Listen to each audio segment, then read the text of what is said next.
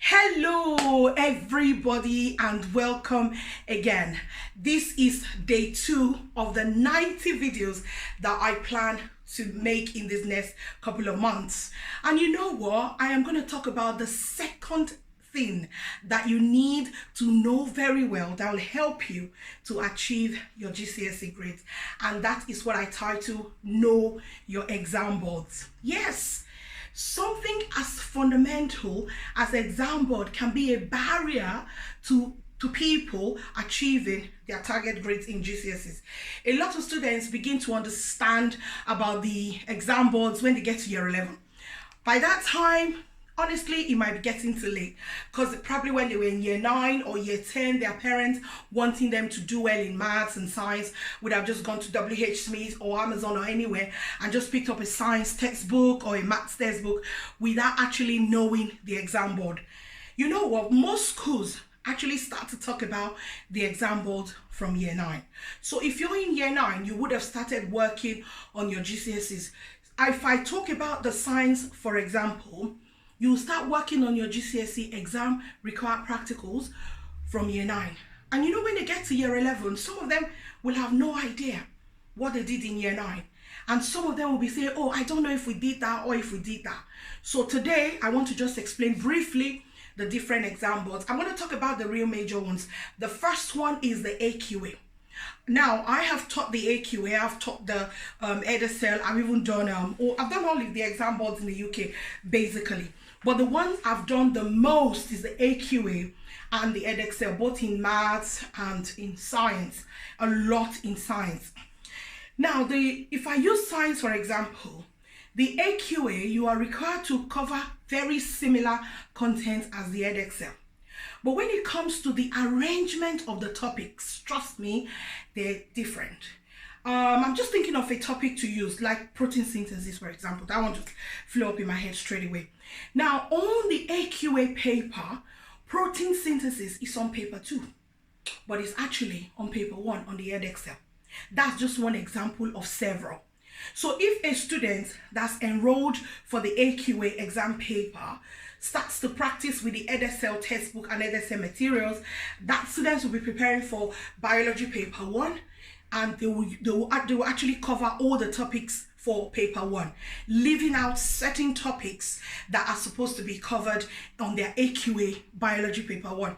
Sounds a bit all over the place, but trust me, if that was to happen, that student will go into their exam on the day of their exam and they'll discover that some questions on their paper, they have no clue or they can't really remember because they have not focused on that particular areas for that particular paper. I have seen students go into the mocks, and then after the first mocks in December, their parents will bring them to me shortly after Christmas and say, oh, they're having their exam in May. Can you just give them a quick overview or review? And then I'll say to them, how come you got such low grades in your mocks? And they'll go, oh, it was because some questions were on the first paper. Our teacher said we should prepare for paper 1. I prepared for paper 1, and then the questions that I prepared for were not on that paper. Usually I'll just know the reason why. Most of the time I'll know the reason why. I just say, all right, can I see the textbook or the revision guide that you've been using? And usually it would be the wrong one. So in order to avoid it, you need to ask your teachers. Ask them from year 9. Those of you that are in year 9, you are actually the ones to benefit the most from these my videos, because you can start to prepare straight away. But if you're in year 11 or year 10, do not worry, do not despair.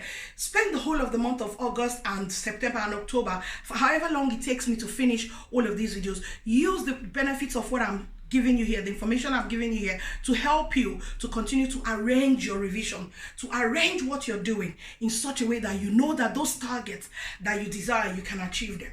So you have the AQA, you have the EdXL, you have the WACC, and you have the OCR. Now, these are the major exam boards in England. Let me tell you that there is really no student that can pick and choose what exam board they're going to do.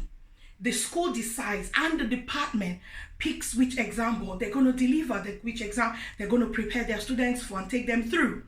And some parents have come to me saying, I bought all AQA because my daughter told me that the exam board they're following is AQA. And I'll say, which subject?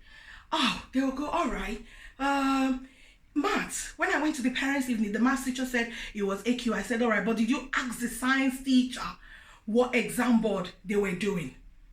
And they'll go, oh, is it different? I'm like, yes, it is different. So in a particular school, they might say we're doing AQA for maths and we're doing edXL for science. So you need to know which specific exam board that your school is going to enter you for. I had a student that I worked with 2 years ago. The school had said to me, not the school, sorry, the agency has said to me that this young person, you need to prepare them for this exam board. I felt very uncomfortable because some of the questions that I was discussing with the student did not actually seem as if she could follow through with the answers, although I knew she could answer them, you know, if everything was okay. So I then decided and demanded to see her actual entry paper. It took a while, but the school finally gave me a copy.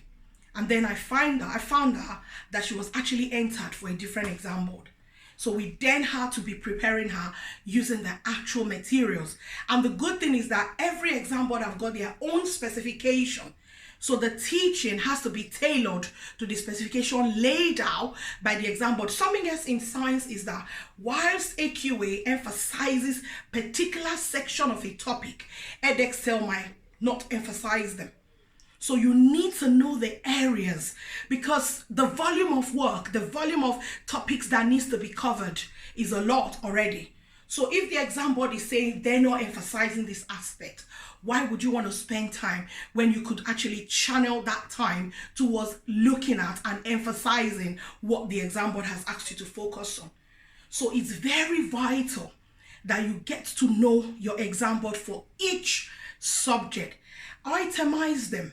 Don't just think it in your head and just say, oh, my teacher said it's AQ edX. And most students just say to me, I'm not sure if it's a B show. Please make sure that you're certain.